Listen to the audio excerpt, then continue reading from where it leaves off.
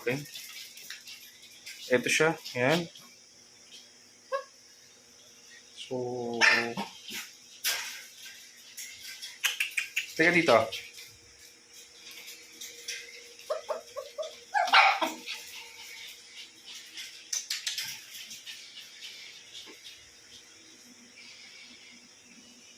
Ito si Balakubak. Balakubak ang tawag ko kasi may mga dandruff siya.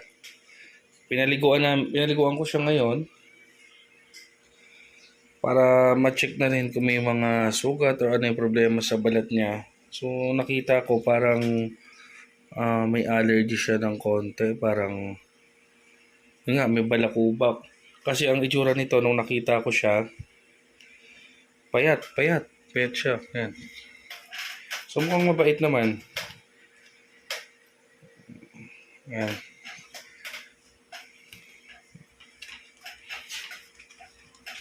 So baka magtaka kayo o kung saan siya galing. Galing siya doon sa isang kennel sa kakilala ko. So napabayaan siya. Tingin ko mga 1 linggo na siyang hindi napapakain kasi payat oh. So ang ginawa ko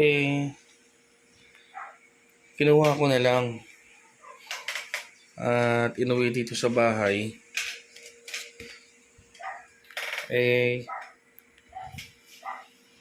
So hello kamusta sa lahat ng mga ka-shih tzu natin? Siguro napanood niyo naman yung yung video na kanina lang. Video ng Shih Tzu. So, gawa ako ng video ngayon. Wala tayong content ngayon, pero yung natin ngayon, ang pag-uusapan natin ngayon kung sino yung gustong mag-adapt ng Shih Tzu. Kasi hinahanapan ko ng mag-a-adapt yung Shih Tzu na pinakita ko kanina sa video. Kawawa kasi, ang may-ari nito, isang ka-Shih Tzu din natin, may edad na, nakita ko na payat Kinuha ko sa kulungan, mukhang laking kulungan yung aso. At nung hawak ko kanina, parang mamantika yung katawan, mukhang matagal na hindi napapaliguan. At hinimas ko, medyo labas yung spinal cord.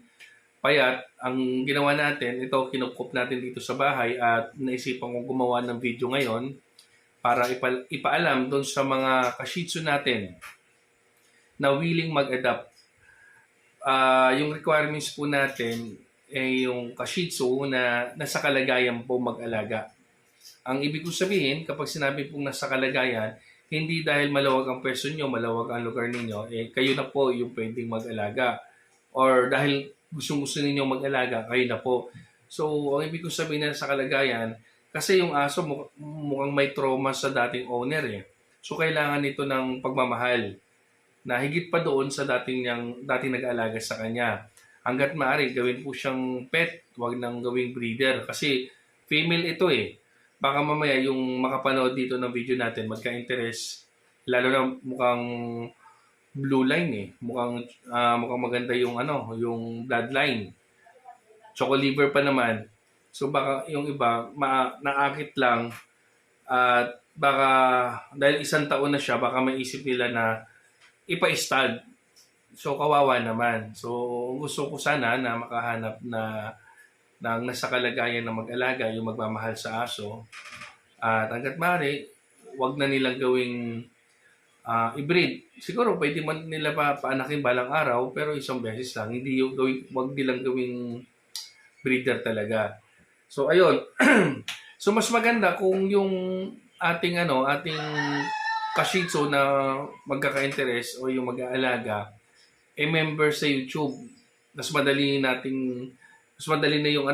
nating ibigay kasi kung member kayo sa YouTube, ibig sabihin matagal na po kayong pamilyar sa pag-aalaga ng Shih Tzu. So hindi na kayo masyadong mag-a-adjust. 'Di ba? At saka ang mas maganda kung may pangpa-check up kayo. Kasi tingin ko kailangan to bigyan ng perfecto. Kasi may balakubak siya. Yung Bravecto pampaganda din kasi ng balat yan. At ipa-check up siya kung anong vitamins yung kailangan sa kanya. At ano yung dog food na bagay sa kanya. So, yun ang kailangan natin. So, meron kasi kaming hinanapan din dati ng mag-a-adapt. So, nakakalungkot yung aso, hindi naman nila regular na papacheck up at pinakain nila ng table food. Ang huling balita ko, nakakain ng buto kasi hindi naman pinapakain ng buto yung mga Shih Tzu. Hindi naman ganun kalakas sa mga panganyan. So, humarang dito sa lalamunan na infection, namatay yung aso na yon. So ayaw natin na umabot pa sa ganon. So kaya doon sa mga ka-shih tzu natin, sa mga nakasubaybay dito sa YouTube natin at nakasubaybay sa page natin, o baka meron kakilala na nasa kalagayan, message niyo po ako sa page. I-search niyo lang yung Sapporo PH sa Facebook. Lalabas po dyan yung logo na aso na kulay pula. I-message niyo po ako. Doon po natin pag-usapan kung ano yung kailangan ninyo para makuha siya dito sa akin, or kung ano man, baka pwede ko po ihatid mismo sa inyo para makita ko din ang kondisyon ng aso at ma-update ko po. So, ayun mga ka-shih tzu, sana matulungan ninyo ako na mahanapan ng bagong tirahan ito. Ang tawag ko sa kanya si Balakubak kasi nung pinapaliguan ko siya kanina, meron akong nakakitang mga balakubak. So, ayun lang yung mixing video natin kasi mukhang kailangan agaran ng bagong tirahan ito. So, ayan, kung meron kayong tanong, meron kayong gusto niyo ako i-message, wag po doon sa dating account ko. Dito na po kayo sa page mag-message sa ProPH. So, ayun lang mga ka-shih tzu. Sana matulungan niyo ako. Thank you.